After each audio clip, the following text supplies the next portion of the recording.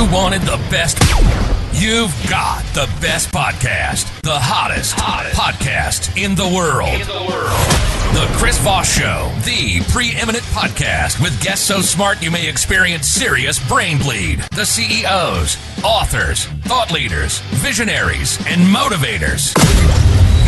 Get ready. Strap yourself in. Keep your hands, arms, and legs inside the vehicle at all times, because you're about to go on a monster education roller coaster with your brain.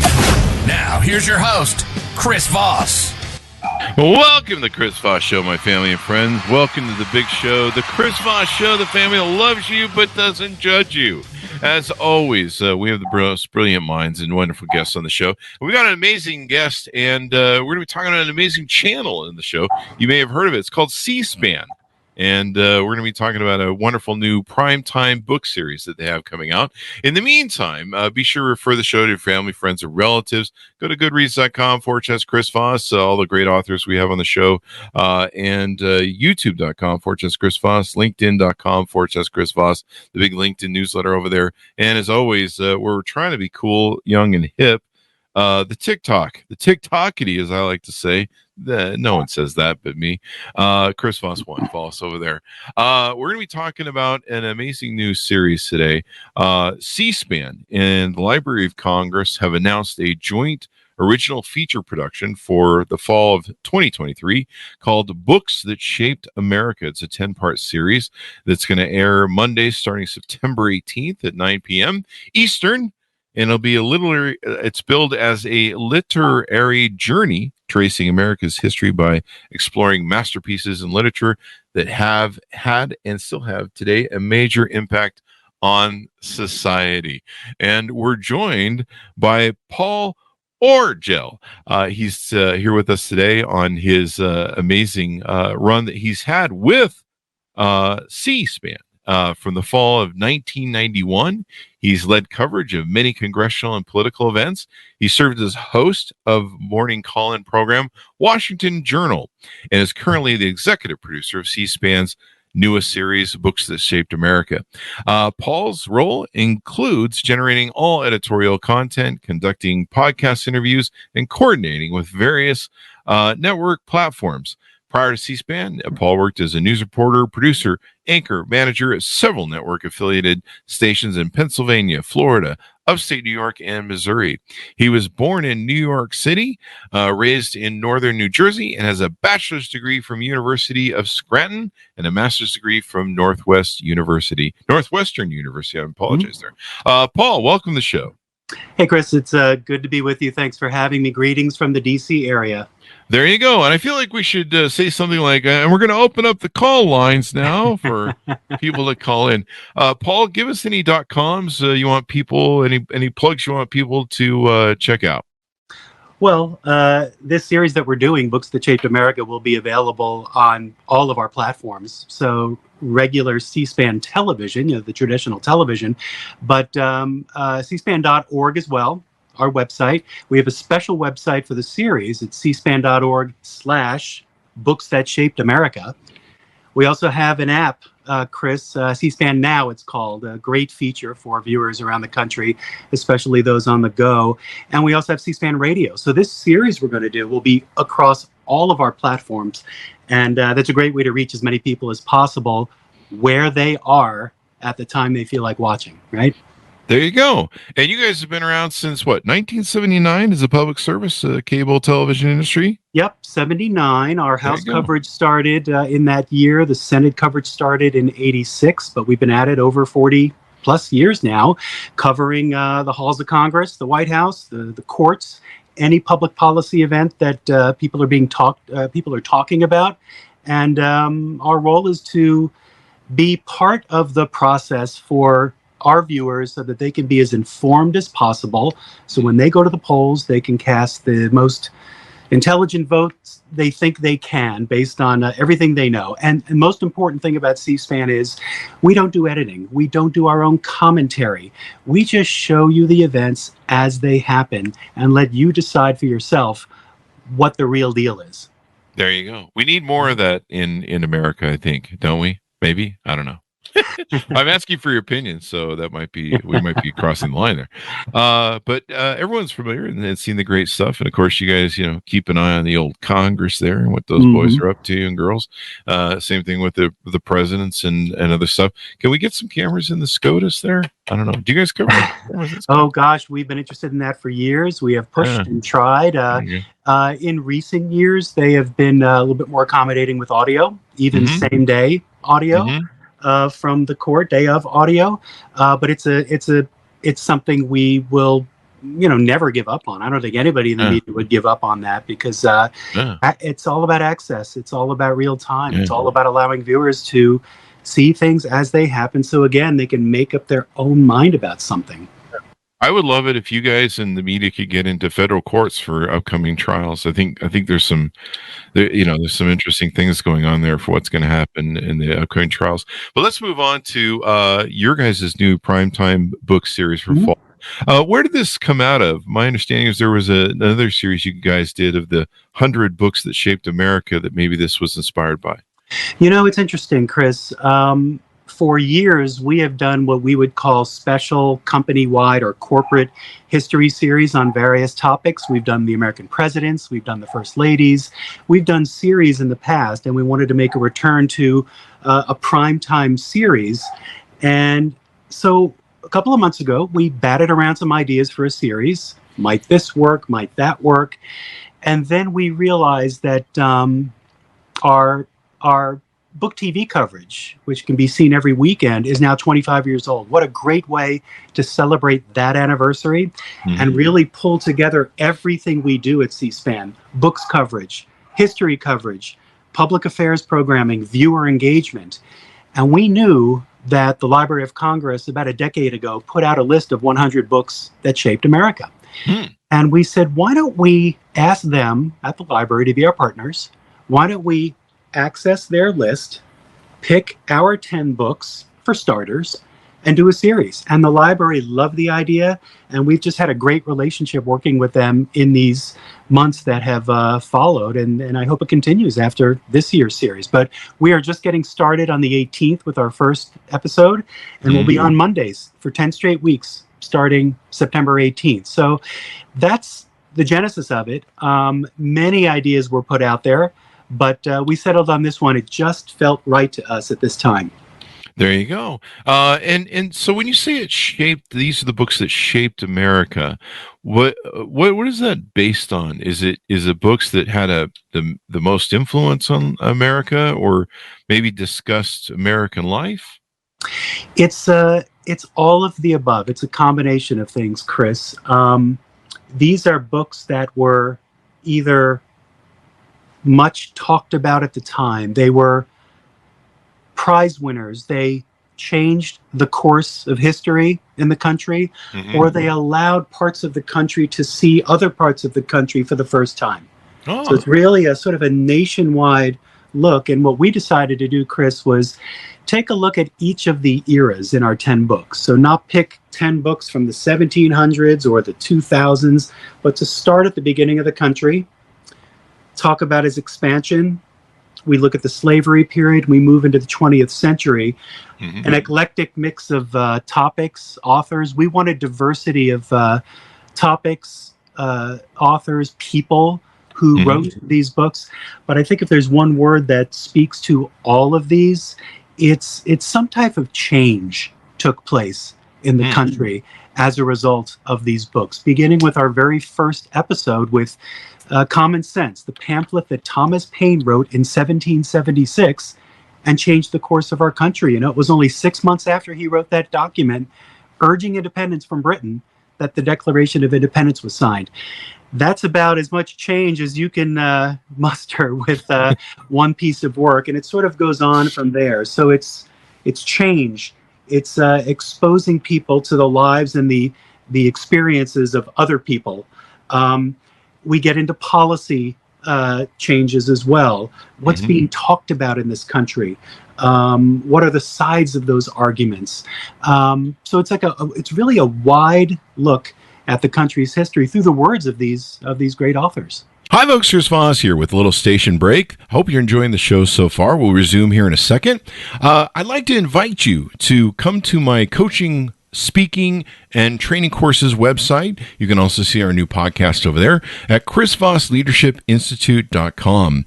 Over there, you can find all the different stuff that we do for speaking engagements if you'd like to hire me, training courses that we offer, and coaching for leadership, management, entrepreneurism, podcasting, corporate stuff. With over 35 years of experience in business and running companies as CEO. And be sure to check out chrisvossleadershipinstitute.com. Now back to the show. There you go. Now, I was kind of surprised that a couple of my favorite books aren't on here. Where the Wild Things Are, grew up with that book, and Dr. Seuss. Yep. Why do you guys hate those books so much? No, I'm just kidding. No, we don't hate them. But to get to your question, the thing we learned after picking the 10 books is that we could have had many lists of 10 books. Yeah. And maybe will in the future if this goes well. We wanted fiction and nonfiction on the list, which is a little bit of a nice twist for us because we tend to cover nonfiction books most of the time. But to add a Huckleberry Finn or a Zora Neale Hurston's Their Eyes Were Watching God, Willa Cather's My Antonia, that was a nice little twist for us. But all of them have to do with the country and its status and what people were talking about at that time, what they were debating, what they were arguing. So it's a question we've gotten before. We don't want to be in a position, Chris, to say, who are we to say what the top 10 books are of all time, right? So you're C-SPAN, damn it. You'll do what you want. That's right. So what we are doing is we are making it clear to people that the Library of Congress had this list of 100, which who knows, might grow in the future. We picked our 10, but what do you think? So we are enabling people to call in, send us a text, communicate with us on social media, and tell us what books they think shaped America. There's one big nice twist to that, Chris. At the Library of Congress right now, I was just there last night, is a kiosk about the size of my basement here where I'm working out of today. And it says Books That Shaped America, C-SPAN, Library of Congress. And inside there is a video camera. And people can go in there, press a button, and for 30 seconds tell us what books they think shaped America.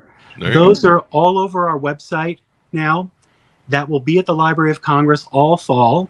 People can send us their own videos through their cell phones. And we're going to put some of these on the air in each program. So, yeah, it's cool. What we're trying to do is extend the conversation, the national conversation about books, and not just say it's us speaking or the library speaking, but it's the whole country speaking at the same time. We just want to encourage books and reading, learning. It makes us all better, right? Smarter, better, more informed, more sensitive to what's going on in other people's lives, not just our own. And we need more of that in this darn country. More people reading, doing stuff. I'm like, well, it's interesting, Chris. I was talking with Dr. Carla Hayden, the Library of Congress, a few weeks ago, and she reminded me of a study that I think, don't quote me on the number, but I think around 45 or 46% of us didn't read a single book last year. Wow. Now, there are many reasons for that, I'm sure, but we want to do our part to encourage reading in this country at all age levels. There you go. I mean, I'm 55, and I believe the Federalist papers here are on the list, or the Federalist is called. Those are the Federalist papers, right? They are. The terminology. Yeah, the terminology changed over time. These essays that Hamilton, Madison, and Jay wrote under a pseudonym, Publius. They didn't post their names because they thought nobody would listen to them because of the political tensions of the time. But they just started out as a series of essays published in newspapers in New York, urging that state to ratify the Constitution.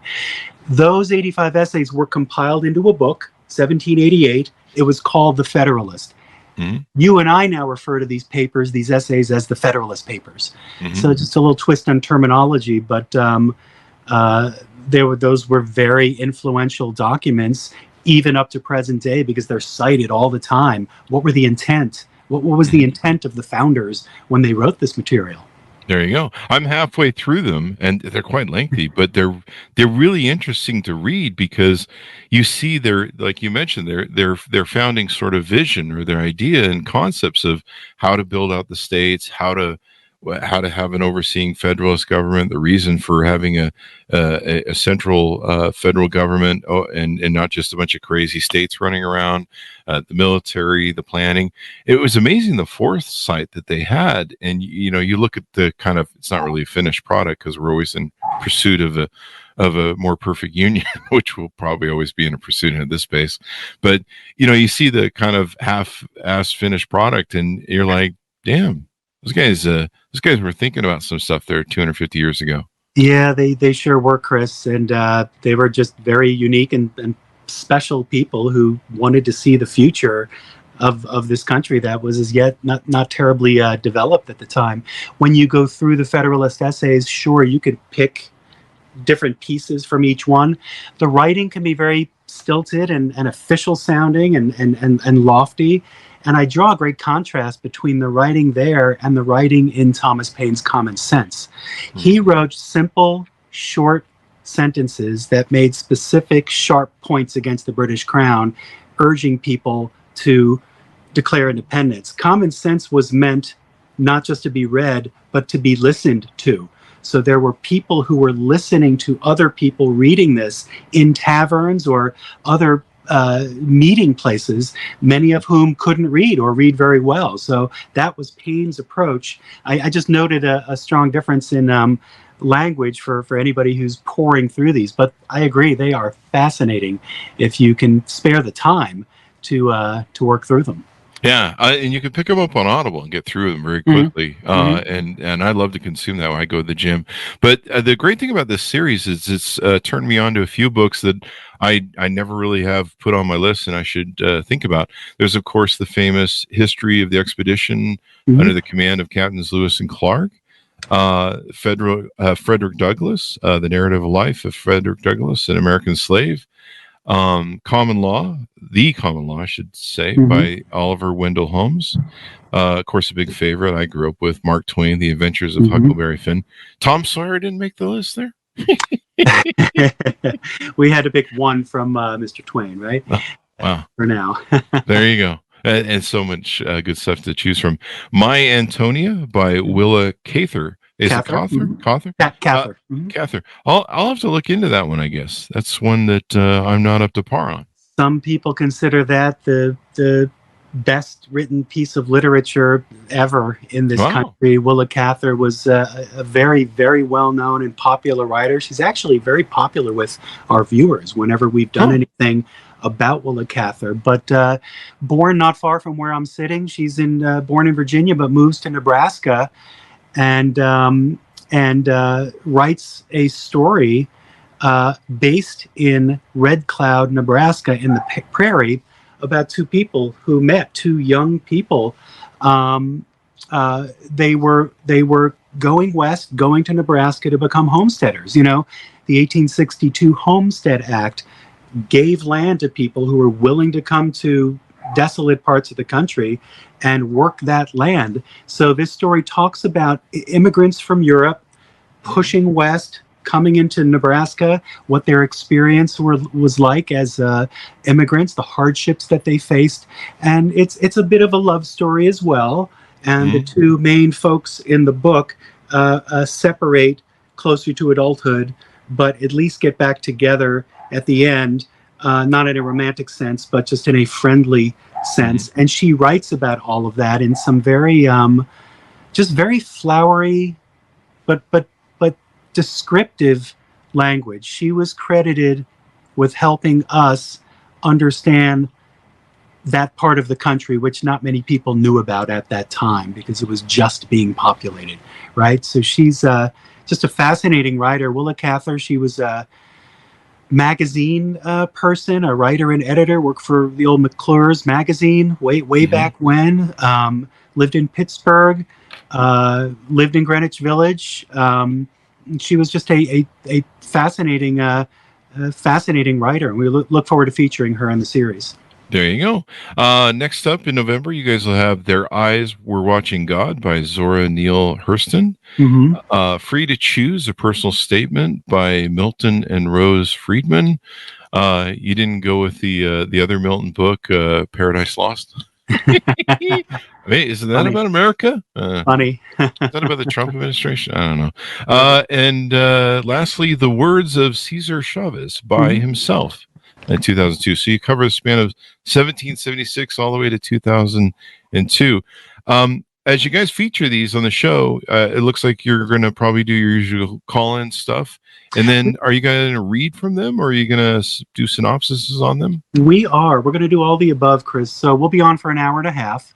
And the segments will feature in our studio a host and an anchor guest who is either an historian or a biographer, college person, somebody who knows a great deal about the book, but the author and the time that the book was written, the time that the book was portrayed. We will have viewer phone calls, social media input from folks. We are reaching deep into the schools in the country, and we'll get input from teachers on how they teach some of these books. Huckleberry Finn would be an example. And the challenges they have in teaching them, what kind of questions they get from students. We're also visiting certain parts of the country, Chris, to take video and talk to people about places portrayed in the books. So Nebraska is one of them. We'll be heading to Nebraska. We're going to be heading down to Central Florida to a town called Eatonville, which is where Zora Neale Hurston was from. And that's where part of the book, Their Eyes Were Watching God, was based. Rich history there. So we look forward to going down and taking some great pictures and talking to some people, looking through Zora Neale Hurston's papers, which are at the University of Florida. So it's really going to be a broad effort to try to tell this story. And, you know, when I started, I was kind of worried. I said, these are books. How do we turn books into television programs, right? Yeah. But I'm fairly confident, and we'll find out once we start, whether these can be more made to look alive, you know what I mean, with the content. And to get to your other part of your question, yes, we will be reading from the books, either long quotes or short quotes. I was just working on our model for the Frederick Douglass book.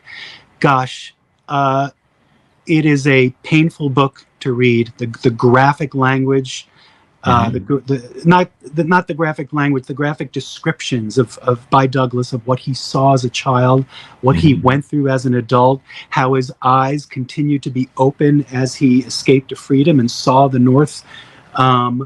It's not a long book, maybe about 110 pages or so, but it is very gripping. And that's the kind of descriptive language that we need to bring to the series, because we know that not everybody has read these books. So any way we can bring them to the audience in a way that will help them understand it will be a benefit to everybody. There you go. Have you guys considered having the authors on the show? Well, all the authors are no longer with us. There are descendants who are around, but we will we'll see what happens in the future, because if we were to decide in the future to do more contemporary books that are well into this era, I could see the authors coming on, but that's a question for down the line. There you go. I think we've got some love coming in here on the call-ins, as we like to use them off of YouTube. I adore C-SPAN. They've done so much good by informing the public about what's going on than any other TV station with their book fests and live streams of congressional events than all the others. Thank you, Cheyenne Smith, for doing the little call-in there. We got one little call-in. We didn't even have to open up the lines. So there you go. That's right. I think this is great. You know, I love, we love books, of course, here on the Chris Voss Show. We feature all the great authors of the newest books that come out. We tried getting those older authors, like some of the ones you had on, and their PR agents evidently don't have PR agents back then, so they're not returning our calls at this point in time. But we'll just keep calling. But one thing, have you guys done a show on, like, reading the Constitution and how people should, like, read the damn thing already? The Constitution was one of our original ideas for a series, and I'm sure it will still be an idea as time goes on. There you go. We've had conversations about the history of the Constitution, what it means today, obviously everything we're talking about.